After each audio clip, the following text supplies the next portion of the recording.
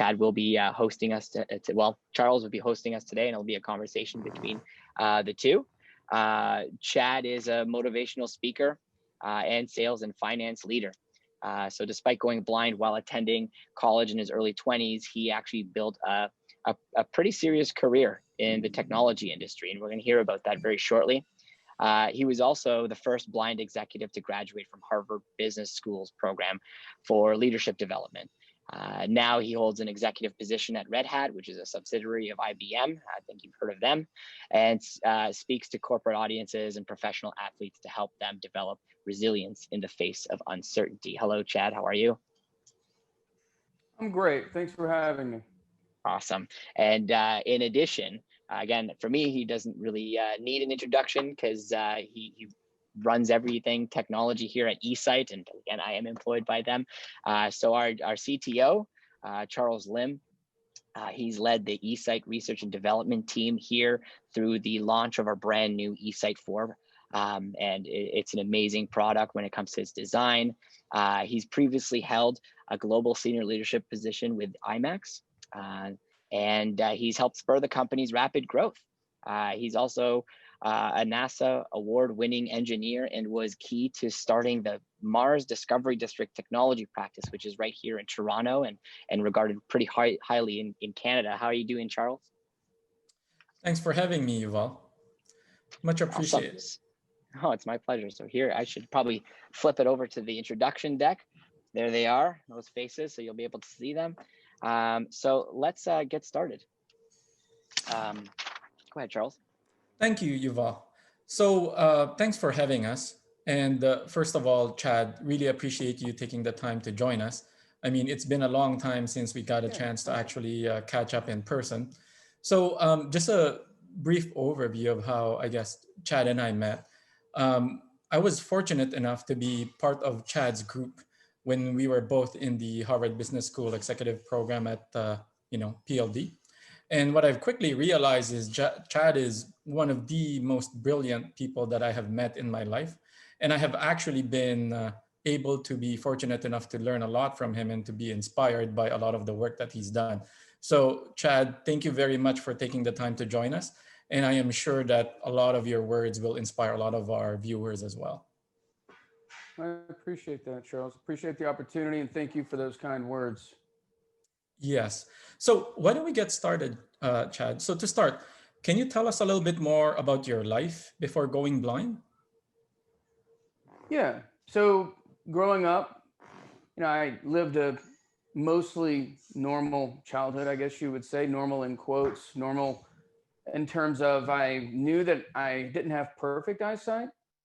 And I always had problems seeing at night, right? So I never really could do things like drive cars at night, but I played sports. I played football, played basketball. I did drive a car. I rode motorcycles and jet skis and things like that. But I did have a tendency to not know my limitations when I was growing up. So I wasn't sure what I could and couldn't see all the time. So for example, at dusk, it was harder for me to see. And so I was often injured. And I was injured learning the limitations of my eyesight. I was injured because I was the kind of person who just couldn't do anything halfway. So when I played sports, I played full speed, even though I couldn't see perfectly. So my eyesight wasn't perfect, but it was good enough to be very competitive at sports in ideal conditions. And then, as I got older, I started to realize that my gift of eyesight came with an expiration date. And I had always heard the doctors had told us when I was very young that I could go blind someday. But when you're a child and you're doing things like playing basketball and driving cars, and especially, most of us when we were young adults, we're invincible, right? Nothing ever bad can happen to us because we're 16, 17 years old and we think we have it all figured out. And then shortly after that, I realized that the doctors were pretty smart. They were pretty spot on. They knew what they were doing. And that's when the onset of my blindness started to really take shape. Yeah, that's an interesting story for sure. Can you share us a little bit more about your story about going blind? Yeah, so That happened predominantly when I was at university. So I was studying for my undergrad degree at the University of Tennessee. And it was there about 2 years in. It started around 19 to 20 years old when the onset began. And so I was having a really hard time reading my textbooks. I had to sit very close to the board. That's how it started, sitting very close to the board so that I could get a sense for what was written there. And then soon it was harder for me to read my textbooks, my handwriting.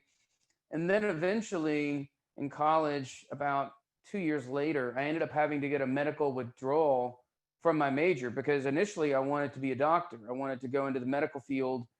And I wasn't even sure what was possible. Initially I wanted to help other people in the medical field, but there was a point in college where I wasn't even sure if I could help myself. And so I had to get a medical withdrawal from my anatomy and physiology classes.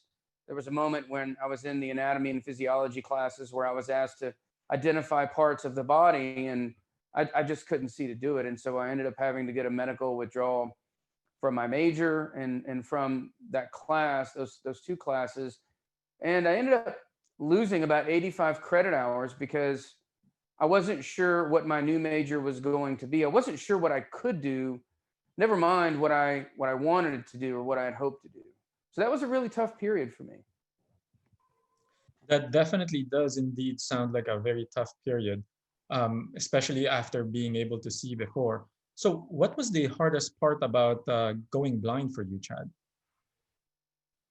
I think the hardest part, Charles, was coming to grips with the idea that who I thought I was and who I thought I would become was no longer possible. And so when there's a gap between your goals, your dreams, your expectations, and then the colder reality of your limitations, when those two things collide, it's a bit of an identity crisis. And for me, it was very much an identity crisis. And so the lesson that I learned is figuring out how to visualize success in unchangeable circumstances is probably the single most important step any one of us can take to prepare for the road ahead. I never could have imagined at that moment when it first happened what success or what greatness can look like in my circumstances. I was too overwhelmed with grief. I was grief stricken by the loss of my former self, who I thought I was going to be. I saw myself as, this person who was going to hopefully make a difference in the world and help people, and sort of this, ambitious young man. And here I was, I couldn't even really walk around safely. And so that was a real earth shattering moment for me to come to grips with what could I do? Who could I become? Certainly it wasn't what I envisioned. We ask kids all the time, what do you want to be when you grow up? And none of them say they want to grow up to be a blind person. But for us to be successful in our circumstances, regardless of what they are, we have to figure out what good looks like. We have to be able to paint a picture, a vision of what success looks like in those circumstances. And so for me, that was the hardest part. That is definitely indeed challenging, and very interesting enough that now you're actually doing a lot more. And I would assume basically you've done a lot more to actually inspire people with your ongoing work right now. But before you actually arrived to where you are right now, there must have been a lot of challenges. Did you ever feel like there was a point where you felt like, this is too much and you'd like to give up? And what did you do? Yeah. There were several years where, and several different events where I felt like giving up. It was really tough. And honestly, if I'd been much older, maybe I would have given up. But I realized that I was too young to give up. There was too much in front of me. And one particular occasion sticks out more than others. I was offered a job by Anderson Consulting, and this is now known as Accenture. And it was my first job out of college. And at the time, I was living in Knoxville, in Tennessee, where I'd grown up. And I accepted the job in Atlanta. It's the first time I'd ever moved away from home. I'd just gone blind about a year and a half before. I didn't have the best mobility skills. I mean, my mobility, I guess, were okay, but my independent living skills were not great. And here I was moving to Atlanta. I had to learn the bus and train system with no eyesight. There's no GPS systems at that time. And my family and friends had supported me to get to that point. But I knew going to Atlanta, simple things that many people take for granted, just like making my way to the office or going to the grocery store or laundering my clothes or, all of those things would be very challenging. Never mind, doing my job, learning how to write code to program computers or traveling to a customer site across the country and staying in a foreign place, a new hotel. All of that was frankly terrifying. It was absolutely terrifying. And I was close to quitting, but I ended up coming to the realization that I was more scared of not knowing what was possible than I was scared of failing in pursuit. And that guiding light really has been something that has continued to help me navigate the waters as I've come through the last 20 or so years. Fear is very common for all of us. We all face fear. I was terrified, but I knew I couldn't let the people down who had supported me. I knew that I didn't know what was possible unless I truly tried, but I was terrified. And so I learned that there are some times in life when we have to have the courage to step through the fear.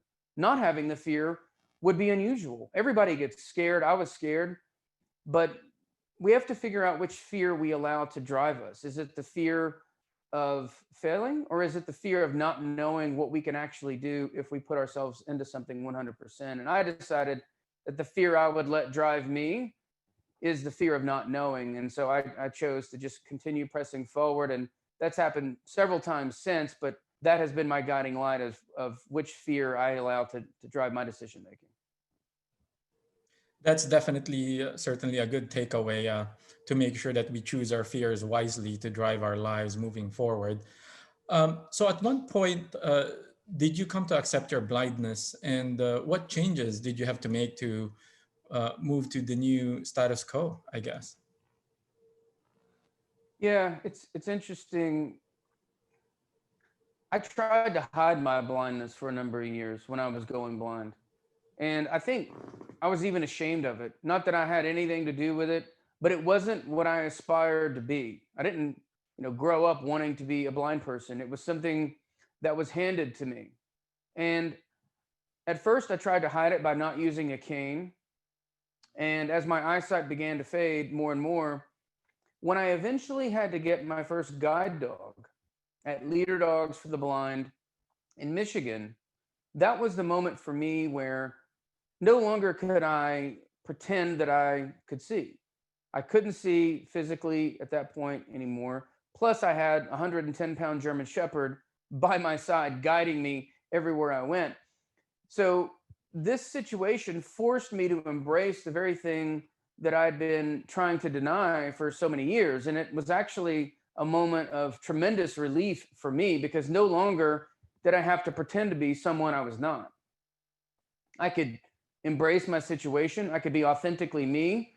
And it frankly is a lot easier to be totally blind than it is to be half-sighted, because all of a sudden you have a different basket of expectations.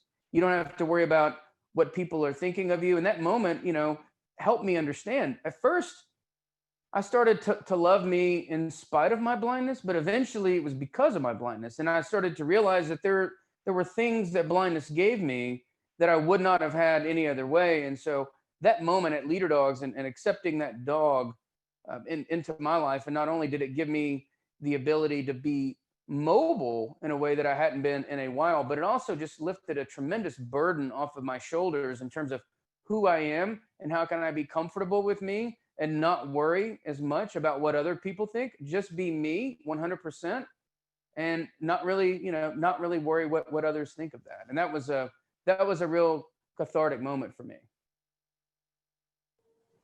Yeah, thank you, Chad. You also seem like a very highly independent person. I mean, I remember during the mornings when we would get together actually for our group discussions, you were a lot more put together than I ever was. So how did you become so self-sufficient? Well, I think a big part of it is knowing what tools are out there. So I always joke that this is a really good time to go blind. You know, there's a lot of technology out there that can help you. And it's not like I'm recruiting or anything for people to go blind. We're not taking applications or anything, but there are a lot of tools out there. And so taking advantage of the tools that are out there, whether it's, you know, an iPhone or a computer or the internet or tools that your company offers. I think there are lots of things that can all help us be more self-sufficient. So I really took it upon myself to maximize my knowledge. You know, at first it was the computer.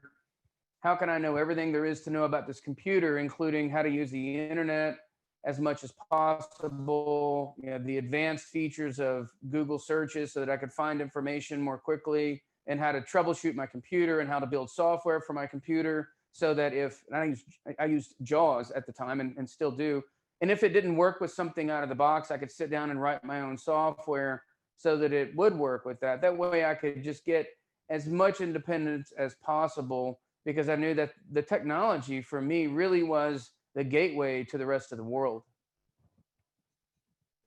Yeah, no, that is certainly a very good answer. I've noticed when I was listening to the way that you were listening to some of the messages that you normally would read, it's definitely very interesting how you're able to listen to them a lot faster than I normally could.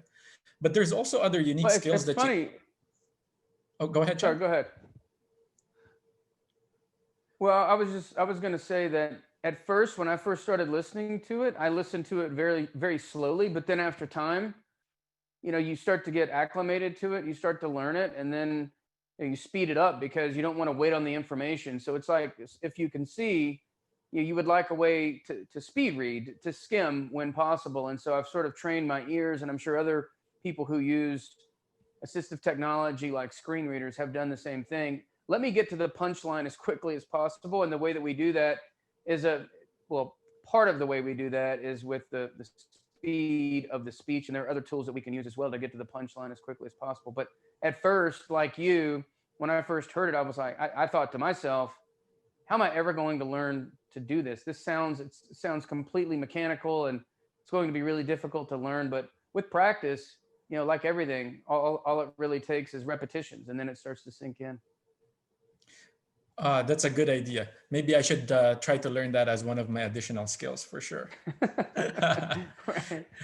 But let's not stop there, Chad. You're a man of many skills, and I noticed that you like to ski. Like, how do you do that? That is crazy. Like, what makes a blind man want to ski down a mountain?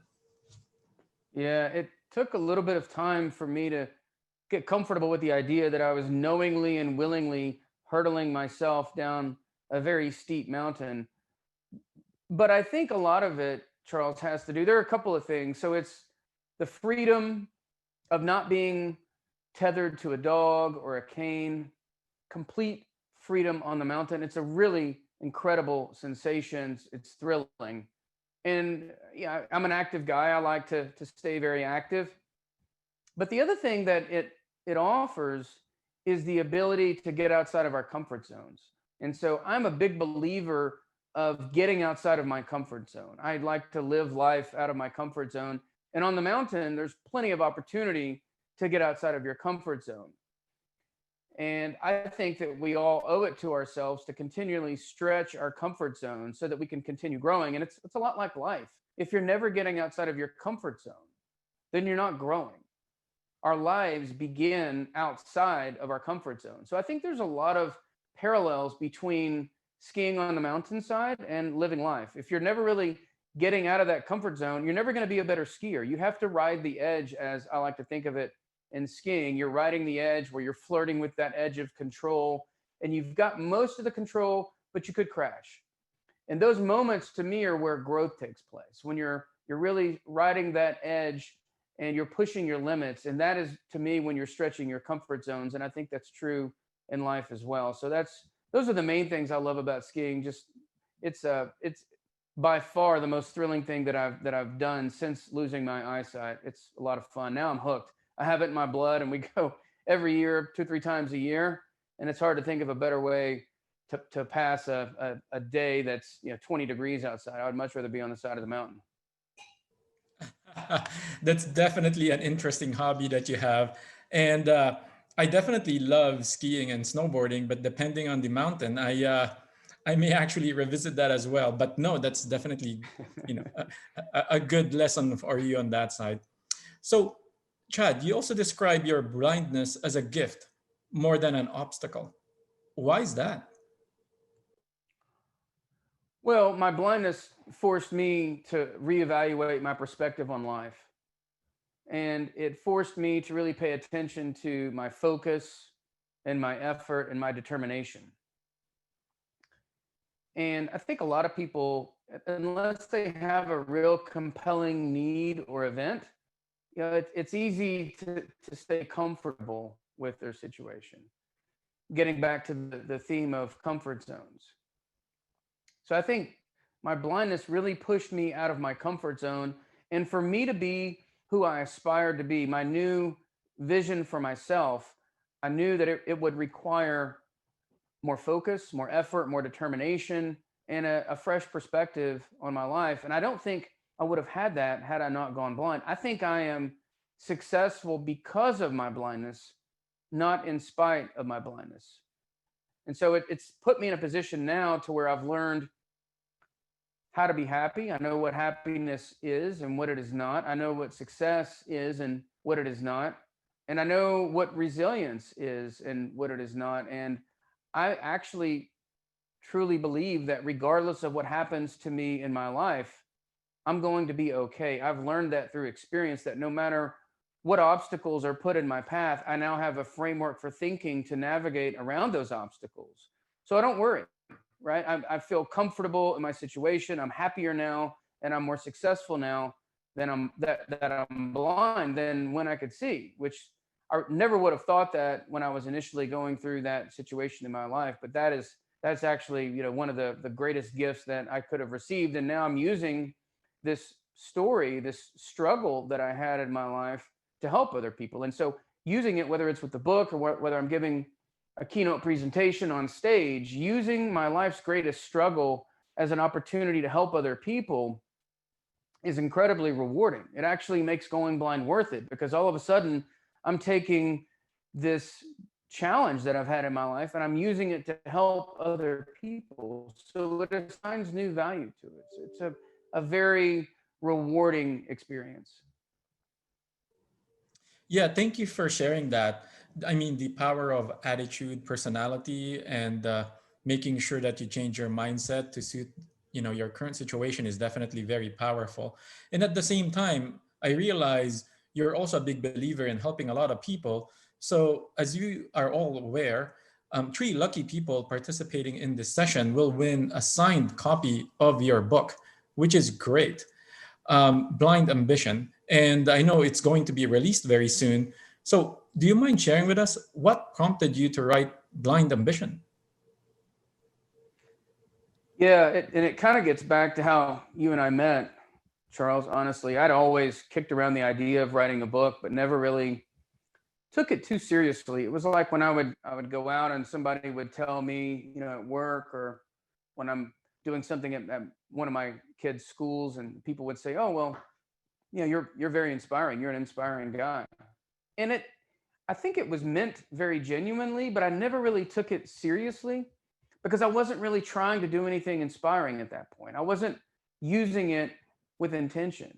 And then when we were at Harvard together and I was elected to give the talk, and then I saw the reactions from people, I saw how powerfully I could help people if I were to be intentional about it. That was a really inspiring moment for me where I realized that I should put more effort behind this, whether it's speaking or writing a book.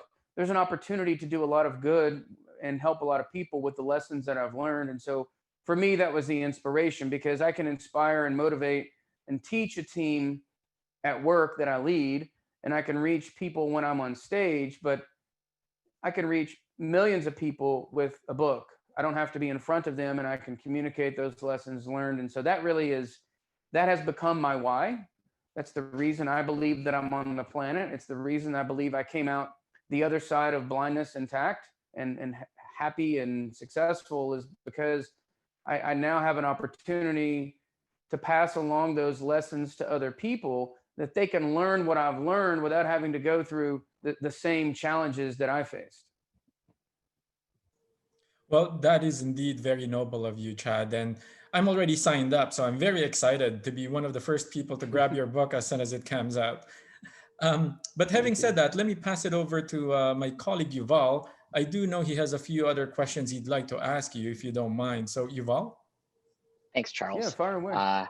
And thank you, Chad. This is really fantastic. I think, I mean, you're very inspirational, and I hear these stories all the time about people, you know, hiding their condition and really not, you know, being one with it. So, I mean, I would love to hear more about, you know, maybe one or two situations that have led you to become uncomfortable about your condition before you felt like you know, were comfortable, as you mentioned at that aha moment. Is there a situation that you've dealt with, and I mean, how did you deal with it maybe before that time and then after that time? Yeah, there were so many occasions of me being uncomfortable. I'll try to remember. You know, there are, you know, a few that come to mind. If you think about it, I went from the world of the sighted, if you will, to, you know, the world of being disabled and not being able to see. And when you're walking around with a German Shepherd, you know, I started going to my classes with my dog. And that was the moment, each class I would go into, obviously, when you walk into a university class with a 115-pound German Shepherd, you'll get some attention. And at first, it was obviously very uncomfortable. And then eventually, those situations evolved to where I was going into a job interview with a German Shepherd. And then I was going into my first day on a new job with a dog. And then maybe it's a new team that I'm working with, or maybe it's a new country. I'm going to a new country I haven't been to. Maybe they do or don't speak English. Maybe it's, you know, far across the world and I've never been there before. And it's very uncomfortable. Dogs are not generally accepted as service dogs there. And the thing that I've learned is, if you're ever waiting on in your life to feel comfortable to do something, you're probably going to be waiting for a really long time. So I just decided that, you know what, this is my situation. I didn't sign up for this situation, but it's mine. It's the best that I've got. My dog is great. My situation is unchangeable. I'm going to make the very best of it, and I'm going to figure out a way to make blind look good. And that was my attitude going into it. And just to remind people, you know, being uncomfortable, having fear, okay, because that's fundamentally what we're talking about, is natural. If you weren't scared, if you weren't uncomfortable, that would be unnatural. But courage is not the absence of fear. Courage is doing something despite the presence of fear. So I've learned with repeated muscle memory over time that I'm rarely am I going to be completely comfortable with anything. I've just gotten used to the feeling of discomfort. I've gotten comfortable with discomfort, which is why, I guess, Charles, it was so easy for me to strap on a pair of skis and go down a double black diamond last year in Colorado, because I'm used to feeling uncomfortable. And so it was just another day of getting outside of my comfort zone. So we can desensitize ourselves to that feeling of discomfort, and we can also stretch our comfort zones, which will allow us to grow both, you know, emotionally and intellectually.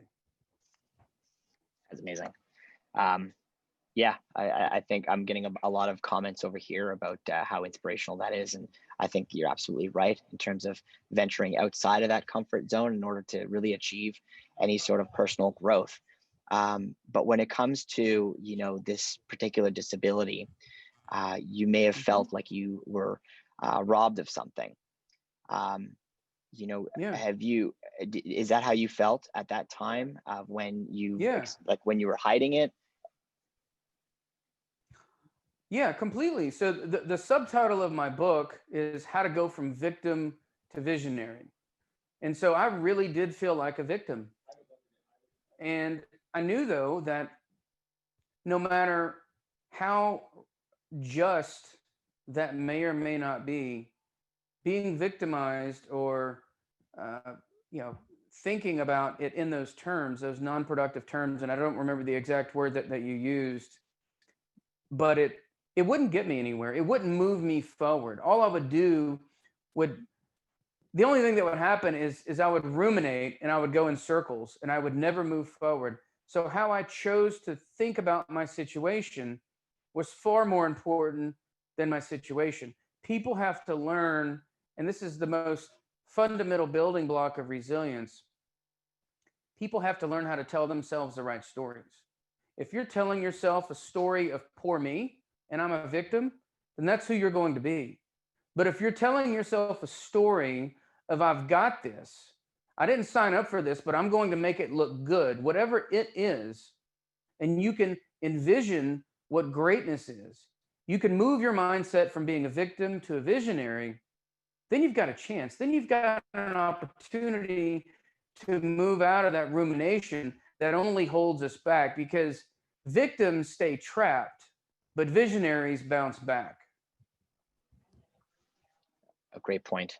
And, you know, a common theme that we get at our weekly coffee chats that we host every Monday, where the community gets together and you know, we talk about a lot of the things of like what's out there and, you know, what's invested in, like if, you know, there are crosswalks and things that are for LV people. One common theme is inclusivity. You know, so you've had a really successful career to date. What do you see as the most important steps towards making towards creating a more inclusive workplace in terms of inclusivity?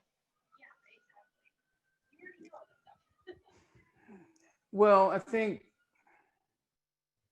kind of it's an interesting question, especially, you know, with everything that's going on in the world. I think people may tend to associate inclusivity with maybe an HR activity as opposed to, in my opinion, innovation.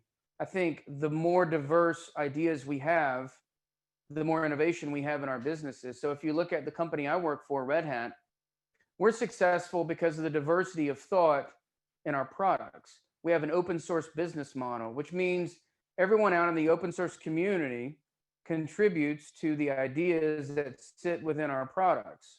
So we're able to collect all of the ideas from millions of people around the world for free in an open source business model.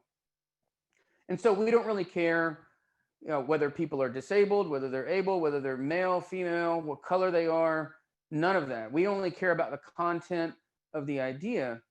And so I think there's a McKinsey study that came out a few years ago that demonstrates it even improves profit margins for companies by 0.8% for those companies that have more diversity on their senior executive teams. So diversity can drive innovation. And so I think what we need to do is think about how can companies take advantage of the diversity of thought that people with disabilities, or maybe it's sight impairments, or just different backgrounds and different contexts can bring to the table. So yes, it's about being inclusive, but it's also about driving value. And I think on the diversity side and including diversity, you know, that starts, in my opinion, with having the humility to pause, and instead of assuming you know where somebody should be, having the curiosity and humility to find out where they are. Because I've got a bit of a unique story. I've spent over 20 years of my life in the privileged majority, and I've spent another 20 years of my life in a disabled minority group. And so I've had the opportunity to see life from multiple vantage points, and living in that and going from the sided to the non-sided, where people would come up to me and ask me questions like, you know, hey, Chad, who feeds your dog for you? Or, oh, I'm surprised you have a job, or, you know, all kinds of different questions that people who are disabled get. It was breathtaking, the amount of ignorance and assumptions that went into that. But at the same time, as someone who could see as a young adult, I could understand how they would ask some of those questions. I might have asked some of those questions myself. And so rather than just jumping to my knee-jerk reaction, my instinctive reaction, which would have been to tell that person in no uncertain terms what I thought of what they said. I paused and could kind of empathize with where they were coming from. But then obviously in my current circumstances, not being able to see, I could bridge the divide between how that person could arrive at the thoughts that they had and how I could arrive at the thoughts that I had in my situation. And so I think people need to really learn how to try and be more empathetic on both sides so that we can try to build a bridge. Because if people aren't talking to one another, they're talking at one another and they're losing one another in conversation. So I think, having that diversity and inclusion is about, number one, understanding the value, the innovation that it can drive, but then number two, having the human empathy and the leadership to meet people where they are, not where we assume they should be. I see. So, that time you mentioned that you went into a job interview for, for whatever, but you had your dog with you, you felt a level of discomfort. Is there anything that the employer could have done throughout that process before you walking into that office that would have made you feel more comfortable? Well, yeah. So I've been in job interviews where as soon as I walked in the door, this was straight out of college, and they said, "Oh, sorry, there's a lot of travel for this job. It's probably not a good fit." So that employer could have educated its interviewers on just common decency and even HR regulations. Obviously, it's not my style to go to HR regulations, but that was clearly out of bounds. But just educating people, I think, would be a good first step in terms of what's ethical, but then also what's just good common human decency. That's a very fair point and a common theme that we're trying to fight in the community. So I appreciate that sentiment. But it's getting kind of heavy. So I just want to hear more about Charles. How was Charles when you went to school with him? I mean, did he have any influence on whether or not, or did you have any influence on him on whether or not he should work at eSight? I mean, tell us, please. Charles, you want to take that one first? Yeah, no, for sure. So I was very inspired by Chad. And of course, as I said, he was fortunate enough to become one of my group members. So all of my previous wrong assumptions, a lot of which Chad just mentioned right now, kind of got cleared up. And that's where I kind of started to realize that, look, technology can indeed make people's lives better. And I wanted to be a part of that, to make sure that we can help everyone, take their life to their fullest and enjoy their goals. So I think we've had a few chats even before I joined eSight, Chad, but, feel free to share your own story of it. But I guess we all kind of all know where I ended up. Well, it's interesting you mentioned that too, because at Harvard, the theme when we were there is educating leaders who make a difference in the world. And I was obviously, I was very impressed with Charles. It's one thing when you go to a place like HBS, you learn as much from your fellow students as you do from the professors. And certainly Charles fit that mold. But seeing how he decided to take on a role to where he could have a more direct and meaningful impact in the world is very inspiring for me. And it was something that I also was motivated to do myself. And that's, how I ended up going forward with the book and with speaking and otherwise. So I think it's pretty safe to say that we definitely had an impact on one another. And then hopefully as we move forward, we can continue to work towards making a difference and making life better for everyone. Okay, that's fantastic and very inspirational. I want to be cognizant of your time, Chad. I know that we scheduled up until 1:45, but we'll wrap up right now if you guys are comfortable with that. We do have your book, which will be available at blindambitionbook.com. So I recommend that everyone visit that website, or to see more of Chad, you can go to chadefoster.com, and the book will come out February 6th. Chad, do you know if it's going to come out in any languages? Is it going to be in an audiobook format, ebook format? It is going to be in audio. It's going to be in hardcover, and I assume it's going to be ebook as well. I would have to assume that. English to begin with. I haven't heard about any other languages yet, but I'm sure if, you know, it wouldn't surprise me, but I don't have dates on other languages. It's going to start with English, though, February the 16th. And obviously it's through HarperCollins, you'll see. And we're on Amazon, Barnes and Noble, Books A Million, Apple Books, several others, but all those retailers are listed on blindambitionbook.com. Awesome. Well, that's fantastic. And I'll be sure to get my copy. We have a couple of authors actually that join us on our coffee chat that we hold every Monday. So if anyone here wants to join, we'll put the link right in the chat box. You can click over there and connect with us Mondays at noon Eastern time.